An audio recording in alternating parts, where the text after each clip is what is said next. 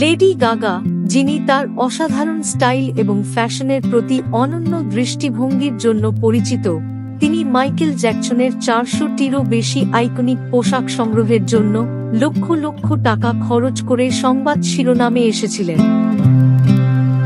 এই সংগ্রহে পপ কিংয়ের সবচেয়ে বিখ্যাত এবং স্বীকৃত পোশাকগুলির কিছু অন্তর্ভুক্ত রয়েছে, যা সঙ্গীত এবং ফ্যাশন জগতে কিংবদন্তি হয়ে উঠেছে।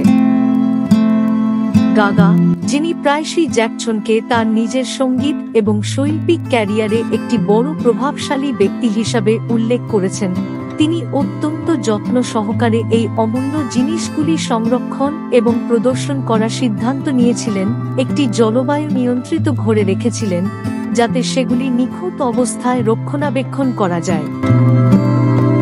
ঘরটি বিশেষভাবে পোশাকের সূক্ষ্ম কাপড় এবং জটিল বিবরণ রক্ষা করার জন্য ডিজাইন করা হয়েছে, যার মধ্যে জ্যাকসনের গ্লাভস, সামরিক জ্যাকেট এবং থ্রিলার মিউজিক ভিডিও থেকে তার আইকনিক লাল চামড়ার জ্যাকেটের মতো স্বাক্ষরযুক্ত জিনিস অন্তর্ভুক্ত রয়েছে।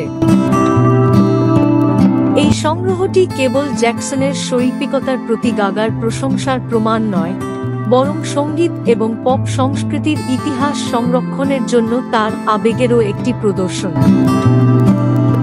এই জিনিসপত্রগুলিকে এমন নিয়ন্ত্রিত পরিবেশে রাখার মাধ্যমে তিনি নিশ্চিত করেন যে এই মূল্যবান জিনিসপত্রগুলি ভবিষ্যৎ প্রজন্মের জন্য মাইকেল জ্যাকসনের অবিশ্বাস্য উত্তরাধিকারের প্রশংসা এবং প্রশংসা করার জন্য অক্ষত অবস্থায় থাকবে।